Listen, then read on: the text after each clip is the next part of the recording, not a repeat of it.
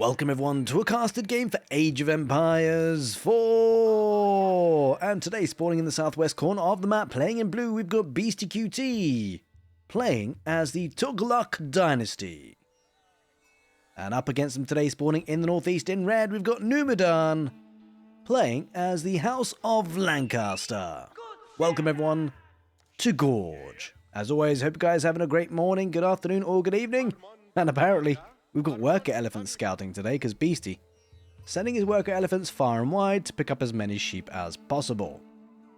Speaking of sheep, quite crazy that Numadan's gone straight across the map, which to be fair you do, but he seems like he's zipped across. Holy smokes. Wait a minute. Where's Beasty Scout?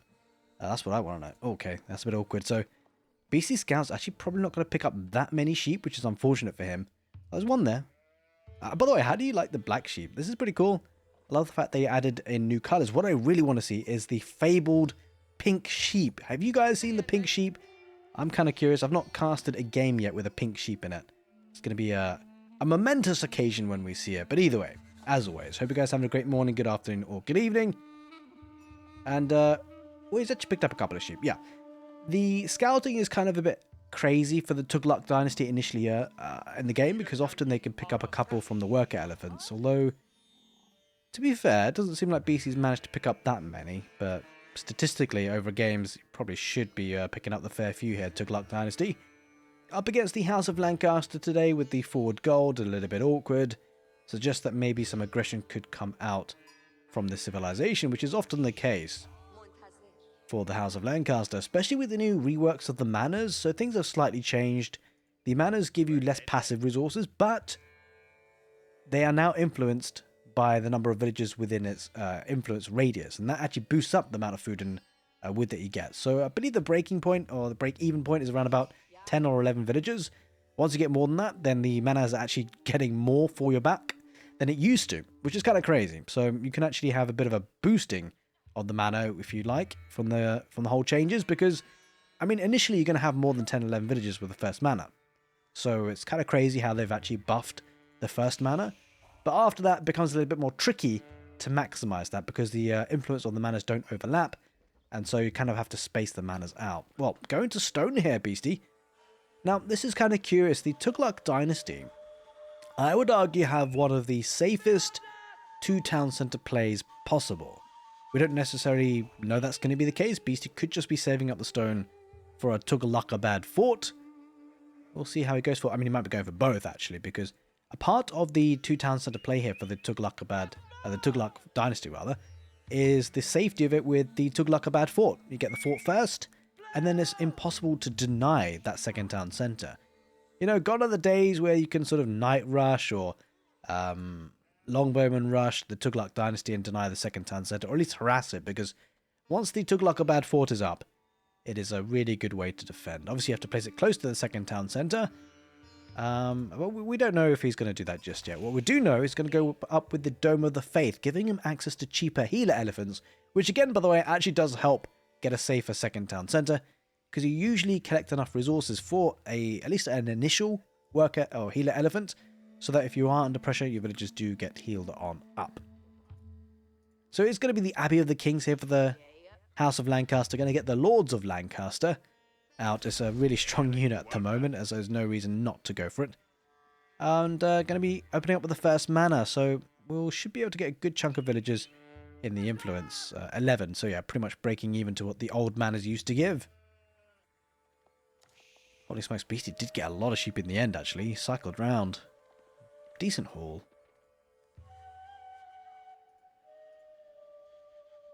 Now, it looks like stone being gathered, obviously, for the manas for the House of Lancaster. Kind of curious to see how aggressive he's going to be in the feudal age.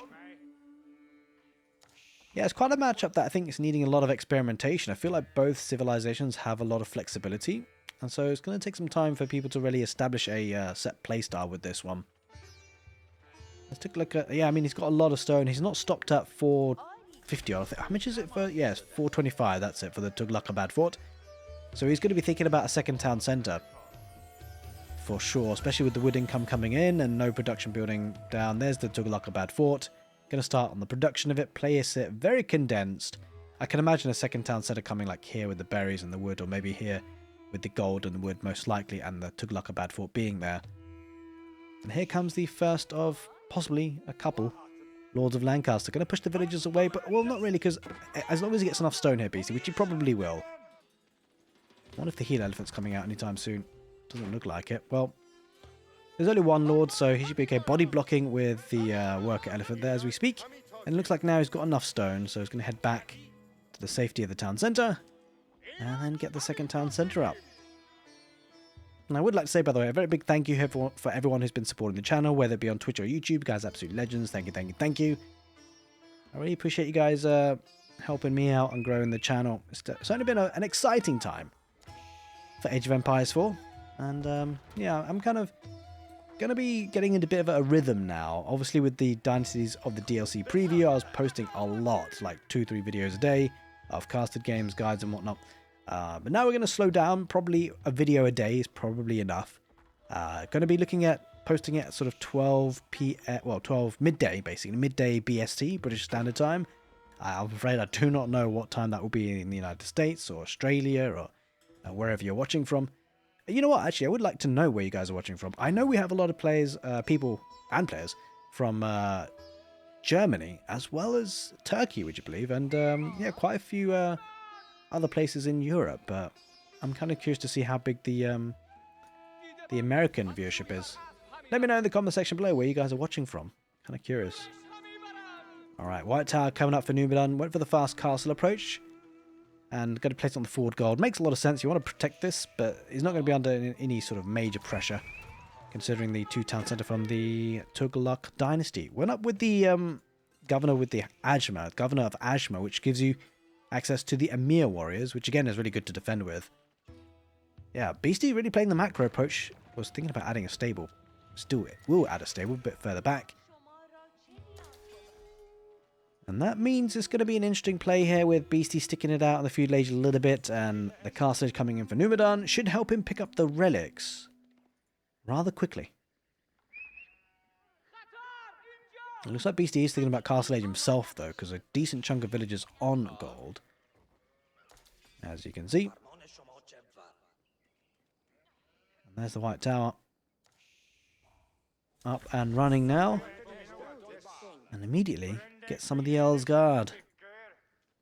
Yeah, I would love to see a monastery being placed like instantaneously here for the House of Lancaster. Feels like a civilization matchup in this scenario where it should go to the late game, and so I think picking up the relics is going to be pretty vital actually. Numadan will slowly fall behind in terms of economy, and so he's looking to do some damage with his military. Double broadaxe coming in from now. Woven baskets, by the way, has been researched. It's the, essentially, yeah, it's a decent chunk of a bonus. But the main thing to think about with the economy upgrades for the Tughlaq Dynasty, a lot more expensive, but a lot more quicker to research. Only 5 seconds. Kind of pretty much the opposite of the Delhi Sultanate when you think about it. The Delhi get the researches for free, but it takes a while to build or research, really, depending on the number of scholars you have. Speaking of scholars, a couple of them are on the healer elephant now, moving out. I think it's more or less the first military unit that they have, apart from the Emir warriors, which come out for free, and also, by the way, don't take your population supply. I believe, anyway. Pretty sure about that.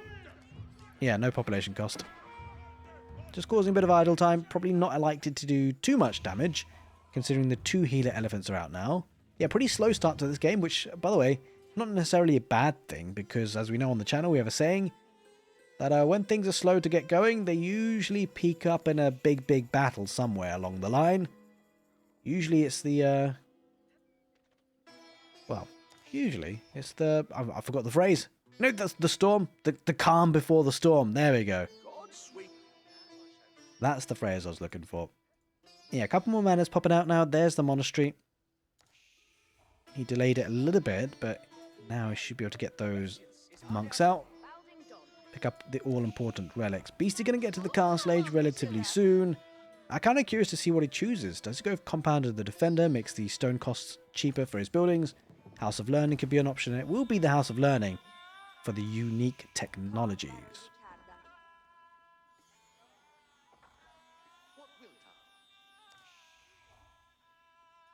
Right, coming down the south. Now, considering how many units he's got and the timing he's got in this castle age, this could be a 5 relic game for Numadan. There is an imam here going on this relic, looking to try and pick it up as soon as he gets to the castle age. But it could be a bit tricky. I love the fact that he's overshooting a little bit. Oh, he's going for the... Oh, that's ambitious. That's super duper ambitious. But I mean, fortune favors the brave, I guess. And he will lose his first villager. The healer elephants weren't getting there in time. In fact, he loses a second too. I mean, it's double stable opening. Kind of curious to see what he's going to go for. Because usually when you're second to the castle age, you think a bit more defensively. Especially with the 2 talents to play. I was kind of expecting crossbowmen. Looks like instead we might be thinking about some lancers. Yeah, curious choice actually. Oh no, Numadan. No way. No way he gets away with this, right? That's crazy. Actually managed to snatch it. That is wild. But Numadan should be able to spot it coming off the minimap. I love the fact he's keeping a couple of knights here on the deer camp just to make sure the food doesn't come in easily. For the Tughlaq Dynasty. It means the farms are going to have to come out soon too. Oh, okay, he might get trapped though. I don't think the village is going to build that quick enough. And the fact that he's going on the edge of the map makes it so much more harder to find. I mean, these lancers, if they're patrolling, he might find this relic. Oh, gotta be close. Numadan, are you going to spot it? I mean, he must see this. But he's not going to get it. Unless he... Wait. No, I don't think he does. Oh, he might. Yeah, this guy might. He's going to charge and patrol. No. There we go. He found him. But it's so close to Beasty's base now, they probably should get it in the end. Just going to delay the income for a little bit. And this imam sneaks through. This one will be picked up. I mean, Beasty's doing pretty well picking up relics considering how late he was to the next stage. This imam, though, I'm afraid, he won't be able to make it out here.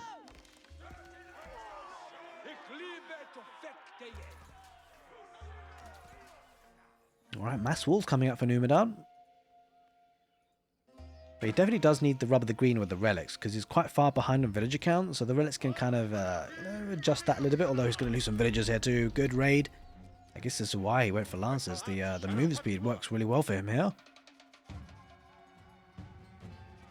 Yeah, it's kind of crazy. Let's take a look at the income per minute, because it's probably starting to really escalate for the Tughlaq Dynasty. Was unable to get the sacred site. Beasty playing the map really well, considering how far behind he was on the castle age timing. Looks like it should be a 3 relic to 2 relic game though.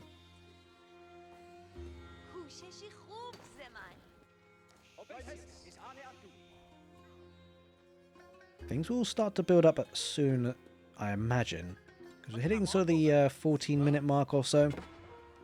It's usually when the farming transitions start to build up, and once that's done, you've usually got a really steady income of food and gold, which is exactly what you need for the castle age.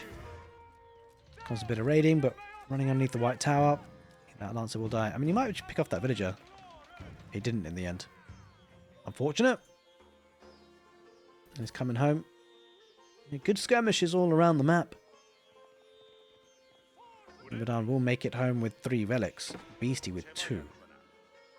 Another Tughlaq fort coming up. Going to be going for the... Well, there's a couple of options, but the governor, most likely, considering the farms around it, it's going to be the governor of Beastyqt, which is going to be increasing the food per minute. And it also becomes a food drop-off location. So relatively safe area of farming now for the Tughlaq Dynasty. And in terms of food for the House of Lancaster, could potentially think about going on to boar. There is one here. There's some deer in the back, and look at that, Beasty. Recognizing that food will be running short. Well, okay. It's the Wynguard Palace. Relatively fast Imperial Age play here for the House of Lancaster, and I like it because this building kind of gives you... It's kind of similar playstyle to the Mongols. Whilst the Mongols do get the units for free, at the Wynguard Palace you do have to pay for them, but they get them very quickly considering the numbers of them. You get 4 battalions being able to be produced. And it's a nice way to ramp up production quickly with some premium units. And Beasty doesn't really have the army to do any problems for Numadan at this point. Yeah, things are going to be heating up pretty soon. Barracks play, interesting. It looks like it's going to be man-at-arms. I really don't know how I feel about that. Going up against the House of Lancaster, man-at-arms. I don't know. And then you've got the Earl's Guard too. I don't know if this is such a good idea.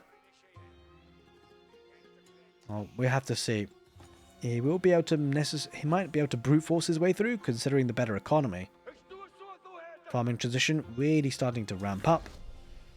But now the Imperial Age here for Numadan, and let's see what army is going for. It's going to go for the Garrison Command, produces Spearmen and an Earl's Guard. Which, by the way, is a nice way to do damage, because the Spearmen have they've got torches, they can burn things down. You get enough of them, and they're going to be doing well against the elephants too. So this is a really nice play, actually. I think if you're House of Lancaster, this is a nice playstyle by Numadan, because you're almost usually expecting there to be a lot of elephants. I mean, even if there's not a lot, there's going to be some, right? Because, I mean, how would you not go healer elephants of the Tughlaq Dynasty? You will. So the Spearmen will be at least a little bit useful for that. Snapping some villagers, which is exactly what Numadan needs to do here, because the villager lead is actually quite extensive. And the healer elephants helping out, but not quite enough. 5 lancers is enough to start really doing some significant damage. Now it's going to get surrounded though by spears and the healer elephants. The healer elephants can attack, by the way, and their attack is actually increased by the number of infantry around them. He will lose a couple of lancers, but probably worth it in the end, but does still need to do some more damage. Looks like Stone being backed up by Beasty, maybe thinking about getting a bit more protection, considering the opponent being the Imperial Age. Speaking of which, here come a batch of spearmen, quite a few of them. They're only hardened spearmen for now, but just been upgraded to veterancy, and I imagine elite will be coming in soon as well. Trying to get the walls up, not a bad idea. Now, obviously, the Tughlaq Dynasty can use the infantry to build them up, so you might as well, if your infantry are just laying around and not doing too much, might as well put them to good use. Oh, Lancers. Wait, he thought about it. He wanted to get the charge, right? So, get a few kills here. I don't know about this play for Beasty. There's a lot of spearmen here. Granted, there are a good chunk of healer elephants, but this is supposed to be the direct counter unit. But they're tanking so well. Like, the crazy thing is the healing just, because there's so many of them, they heal each other up. A couple of radiant elephants, though, they're not being healed. They will be taken down. It's a good start to the engagement here for Numadan, no doubt about it. And all he needs to do is take like a couple of the healer elephants down, and then it becomes a big problem. Oh, the war elephant being left behind, that is a big prize possession. That is a lot of resources just gone down in the drain. Red elephants kind of coming through, but this is not what he wants. He's going to need some ranged type of unit. This is where crossbows come into so good use generally, but he doesn't have any here. Beasty's going to struggle, and he just sends this in. That is the power of the Wynguard Palace. They want to pump out these units, and the most important thing, it's the right units. It's exactly what he needs. It's causing all sorts of idle time. And we talked about this farming being safe, but, well, it's not safe right now, that's for sure. Loses one of the healing elephants. This is going to turn really bad here for Beasty if he's not careful. And again, more elephants perishing. And I imagine the flow of units across the map is just going to continue. Going to be getting scootage as well as the blacksmith upgrades. That's going to help dive underneath the Tughlaq fort, which is going to do anyway, really. Like, now with the number of spearmen out on the field, probably going to need to back away with his own lancers. But I mean, the thing is, the situation, you've got a better economy as a Tughlaq Dynasty, but you've got cheaper units coming up pretty fast for the House of Lancaster. So it kind of evens out when you think about it. So I don't know about this head-to-head fight. We were talking about earlier how Beasty might just be able to brute force his way with the more units because of his economy, but, well, Numadan could produce the units cheaper and pretty quickly too. This could be an interesting engagement. I think the Earl's Guard kind of changes it a little bit. Sure, Beasty has some man-at-arms, but the Earl's Guard should do great work against the Spearmen. And he's going to lose that front line of 3 as he does charge in now, Beasty. I think he's trying to leverage the charge of his Tughlaq Dynasty army, but he needs the upgrade for it. I don't think he's got it yet. Well, I mean, he certainly doesn't have it yet because these man-at-arms aren't charging.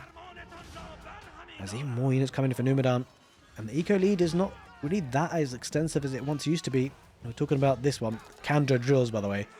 Improves the man-at-arms charge duration by 3 seconds and increases their damage of the charge by 100%. It's not too shabby. Oh, there it is. I think it's just coming in now, isn't it? Yeah, it's very quick, by the way, so you can always miss it on the overlay if you're not paying attention.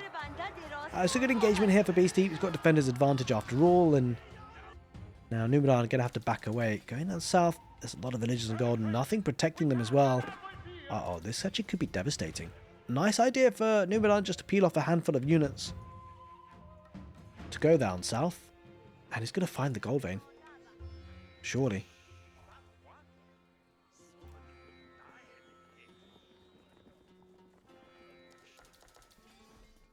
Oh, kind of overshot. He just needs to look back. Oh, he's not picked it up. Where's he going? He thought about maybe the food, and now he's going to the back of the base. Oh, that's a big missed opportunity. Guess he wasn't to know. Couple of radiant elephants. These guys, I don't know. I think you kind of have to think of them as horsemen. Tankier horsemen.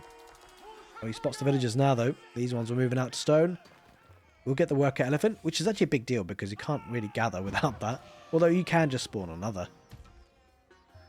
Now, wheelbarrow is in play for Beasty, so the villagers should be able to get away quite well. Might lose one at a put. Well, actually, we'll lose a couple because he has to build the gate first.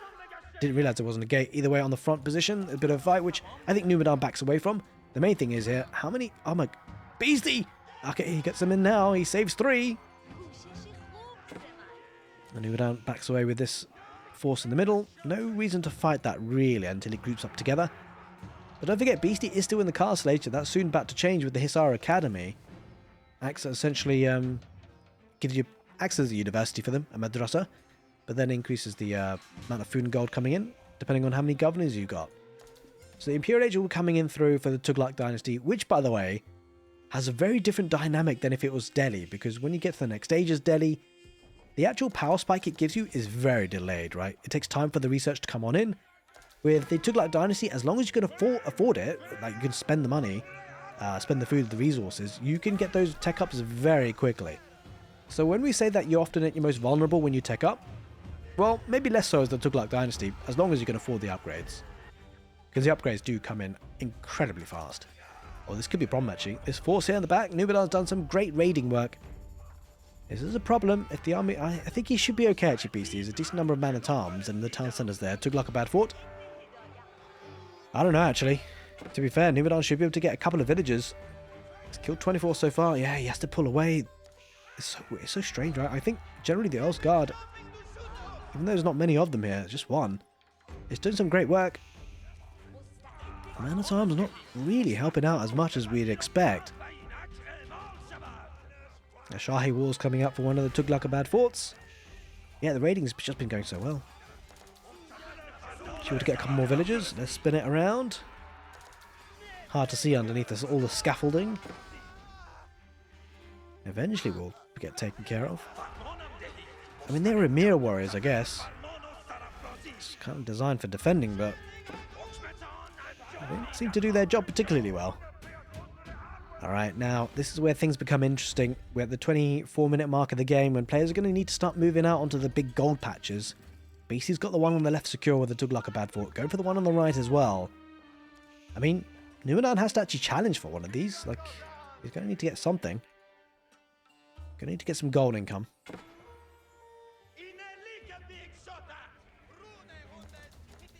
And this is where it becomes kind of scary because the resources for Beasty is looking super healthy. Look at that, 2,200 food per minute. That is absolutely bonkers. Oh no, this is not good for Beasty though. He's not spotting this. It's taking such a long time to react, but he's going to lose so many villages as well. I mean, he's looking elsewhere on the map, clearly. He just lost a huge number of villages in a blink of an eye. Keep goes up. Numadan will be pulling away. There are some dead bodies there, by the way. So I think he lost a couple of villages, Numadan. There were a couple of lancers hiding out for Beasty. But certainly, Numadan didn't lose as many villages as Beasty just did. I can tell you that much. Yeah, mass man-at-arms, elite man-at-arms, a couple of scholars added into the mix as well. Is he going to go for this position here? I mean, to be fair, that is the focal point of the gold income for Numadan. So it makes a lot of sense for Beasty to try and challenge it. Especially because it helps secure this one a bit more. Yeah, it's kind of a curious game. It started off slow, but slowly started becoming interesting. As the sacred sites are now being capped, Numadan's army kind of in a weird position. Maybe trying to challenge this gold again, but not really in a position to defend this. Although the army coming in from the... This is a lot of units, by the way. It's the Wynguard Palace. It's giving him so many units so quickly. Oh, is he going to try and burn this down? I mean, yeah, there's no boiling oil, there's no emplacements, but with the army rapidly approaching for Numadan, Beasty's got a decision to make. Does he just try and torch this down? Does he stand and fight? And if he does stand and fight, he's fighting underneath a keep, which is not necessarily a problem because there's no emplacements in it. Oh, he splits off half the army to fight, half the army to torch. I don't know about... Oh, he's going for the torch. He just wants the keep. Oh, I don't know about this because... Like, he might get the keep, but at what cost? He's going to lose a lot of army. There's even hand cannoneers here. Earl's Guard, Spearmen. It's all there, rocking and rolling. Oh, this is going to come close. I mean, get rid of that thing off the screen. So, it's on flames. But he does have villagers here, right? So, he's repairing Numadan, and I don't know if Beasty gets this. Wait, let's take the HP. Yeah, he's not being able to torch this down. The repairs coming in, and it's going to be out-repaired compared to the damage coming out. He's going to lose you more and more units. Beasty, he's going to suffer a lot of damage here. He wasn't fighting, really. He was torching, and he has to pull away. Yeah, the keep survives, and that's more than you can say for a lot of these Tughlaq Dynasty units. They are laying on the floor, absolutely lifeless. And Numadan survives with the keep. In the meantime, he is raiding on the left side as well. This is crazy. His attention to detail on different areas of the map is working so well in his favor. So Beasty leaking villages there too. Setting a bunch of raider elephants to see what it can do. But he's got the white tower to deal with. And yeah, these is kind of awkward, right? Are these still... Yeah, they are elite raider elephants, so maybe they can get some damage out. Yeah, Beasty recognizes that this is the problem. The Wynguard Palace. The trouble is, I don't think he's got enough to torch this one down either. Doesn't seem like the raider elephants will achieve too much here. Just way too many House of Lancaster units. Down in the middle, a bit of a fight. But again, that's a fight that the House of Lancaster win, no doubt about it. And it's going to lose even more units. And this will not go down. Villagers should come out to repair. And even if they... Well, they are repairing. But even then, I don't think he has enough. And Beasty loses another batch of units. Sure, he's got a cracking economy. But he can only do this for so long. He's throwing away units. There's another batch of raid elephants coming down the left side now, trying to get some value. He's taking care of it though, Numadan. And the main thing is the Wynguard Palace survives, it lives, it continues to pump out units.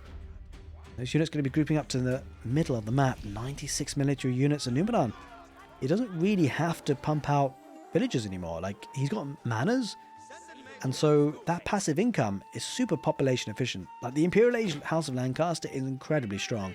Not only do you have population efficiency with the manors, but you also have cheaper units and quickly producing units from the Wynguard Palace. It's a dream combination. And now he's keeping Beasty's units at home. The hand cannoneer is going to work against the elephants. The spearmen going to work against the elephants.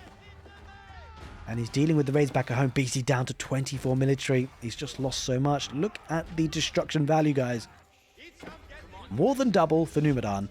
Look at the army value too. I mean, to be fair, just sheer number of units is absolutely insane. 100 military units to 18. This game has turned on its head. The economy has been so strong for Beasty, and it still is, to be fair. But it just doesn't feel like he's got a massive units that he can fight with. Doesn't seem like he's got the right army composition. Possibly crossbowman siege could work well for him here, but it just takes a long time to transition to that. He would need the infrastructure. He does have some siege workshops. He's actually going to go for the ballista elephant. It's a nice approach, actually. Again, but you need a big chunk of them. And we talked about Beasty earlier trying to torch things down. Well, Numadan wants to do it himself. Now, of course, the Tughlaq fort has significantly less HP. 5,000. Oh, wait. It's actually the same. I think he's upgraded it. That's right. But yeah. This is going to be bad for Beasty. I don't think he can really hold this situation. Not well without a whole bunch more units coming out. Raid elephants getting some value, but... the Rebaldican and the Spearmen will chase up to that. They'll deal with that. Maybe lose a couple of villagers. But this is where the main action is. And he's idling so much of the economy. They're just winning fights, killing villagers left, right, and centre.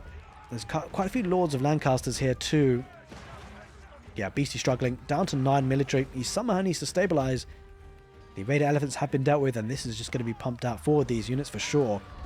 Numadan, 164 population. Beasty almost below 100. And he's finding it difficult to deal with just this small force, would you believe?